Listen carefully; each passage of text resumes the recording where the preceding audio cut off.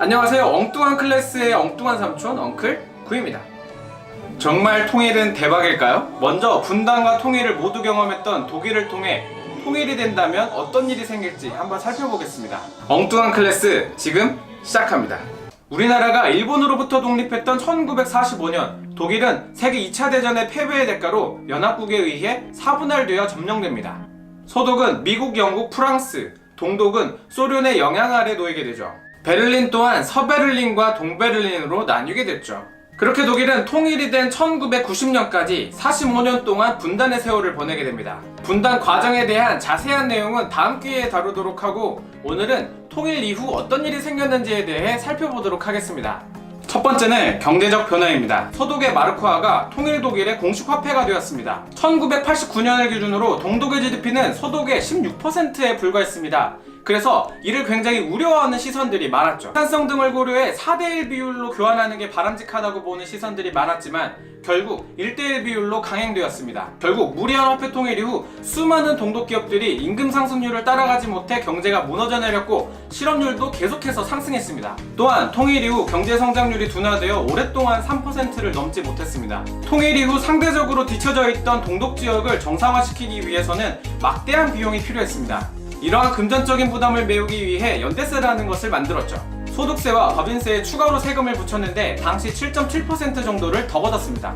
남한과 북한은 어떨까요? 일단 화폐가 통일될 겁니다. 그리고 균형 발전을 위해 많은 비용이 들어가게 되겠죠. 2017년을 기준으로 남한의 GDP는 북한의 88배에 달합니다. 한국개발연구원 자료에 따르면 통일 비용은 30년간 약 3,390조 원에 달한다고 합니다. 1년에 113조이며 1인당 연간 226만 원의 부담이 발생하는 셈이죠. 하지만 독일의 경우 20년간 약 3,000조 원이 투입되었다는 것을 고려하면 우리의 경우에는 훨씬 더 많은 비용이 들 수도 있다는 것을 생각해봐야 됩니다. 잃는 게 있으면 얻는 것도 있는 법이죠. 남한과 달리 북한은 지하자원이 굉장히 풍부합니다.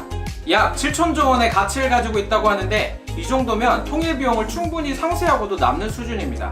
게다가 국방비를 줄일 수 있고 육로 운송을 통해 운송비도 대폭 줄일 수 있습니다. 또 전쟁의 압박에서 벗어나는 통일 한국의 가치는 계산하기 힘들 정도입니다. 두 번째는 사회적 변화입니다. 독일은 남한과 북한에 비해 분단되었던 기간이 상대적으로 짧았습니다. 또 독일은 연락과 왕래가 어느 정도 가능했고 TV 채널도 시청할 수 있었습니다.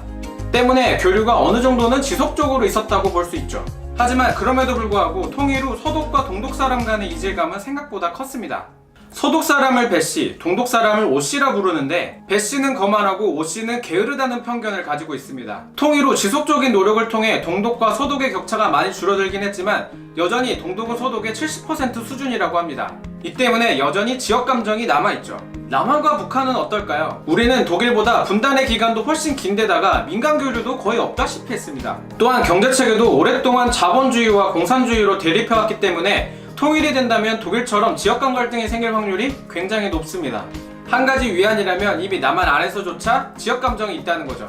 세 번째는 행정적 변화입니다. 독일은 연방주를 중심으로 행정구역이 나뉘어 있었습니다. 그런데 분단 때 동독에서 주를 없애고 14개 구를 설치했죠. 하지만 통일 때 5개 주로 다시 개편되었고 통일 독일은 총 16개 주의 연방공화국이 되었습니다. 그런데 동독 관료의 대부분이 새로운 체제에 적응해야 했기 때문에 재교육의 문제가 발생했습니다. 따라서 동독 지역에서 바로 일할 수 있는 공무원이 부족했죠.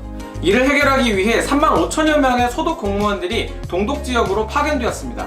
남한 행정구역의 경우 도 8개, 특별시 1개, 특별자치시 1개, 특별자치도 1개, 광역시 6개로 이루어져 있습니다. 북한은 황해남도, 황해북도, 강원도, 평안남도, 평안북도, 함경남도, 함경북도, 양강도, 자강도 9개 도와 2개 특별시, 1개 직할시, 1개 특별행정구로 이루어져 있습니다. 따라서 통일이 된다면 행정구역도 새롭게 개편될 것으로 보입니다. 또한 공무의 경우 북한을 통치하는 상황을 가정한 충무구천에서 남한의 공무원을 북한으로 파견한다는 계획을 미리 세워놓기도 했습니다. 통일이 된다면 공무원들이 정말 많이 필요할 것 같네요. 그리고 여담으로 분단 전 북한 지역의 땅 문서를 가지고 있는 분들은 통일이 되면 이 집문서들은 어떻게 되는지 궁금하신 분들이 굉장히 많을 겁니다. 예석하기도 그 집문서를 인정받기는 쉽지 않을 것으로 보입니다. 북한에서는 토지개혁으로 땅 문서를 모두 소각했고 토지의 개인 소유가 인정되지 않습니다. 따라서 북한에서 남한 땅 문서를 가지고 있는 사람은 없는 셈이죠. 만약 남한 사람들이 가지고 있는 북한 땅 문서를 인정해준다면 형평성 문제가 생기고 사회적으로도 큰 혼란이 야기될 수 있기 때문입니다. 하지만 희망을 버리지 마시기 바랍니다. 독일의 경우 토지를 뺏기고 소득으로 쫓겨난 사람들에게 강제로 국가로부터 토지를 강탈당한 점을 인정했기 때문입니다. 하지만 토지 반환 소송이 무려 223만 건에 달했고 아직도 소송이 진행 중이라고 합니다. 만약 우리도 독일의 통일 과정을 따라간다면 존버의 답이 있을지도 모르겠습니다. 지금까지 독일의 통일 이후 변화 모습을 통해 우리의 모습을 추측해 보았습니다.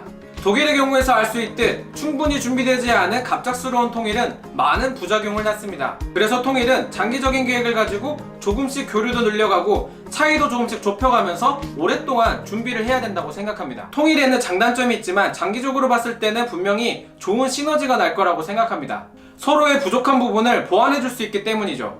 통일의 과정에서 분명 어느 정도의 고통은 피할 수 없겠지만 하지만 그 성장통을 통해 한 단계 도약할 수 있는 발판이 되리라 믿습니다. 오늘 저희가 준비한 콘텐츠는 여기까지입니다. 유익하셨다면 좋아요와 구독하기 부탁드립니다.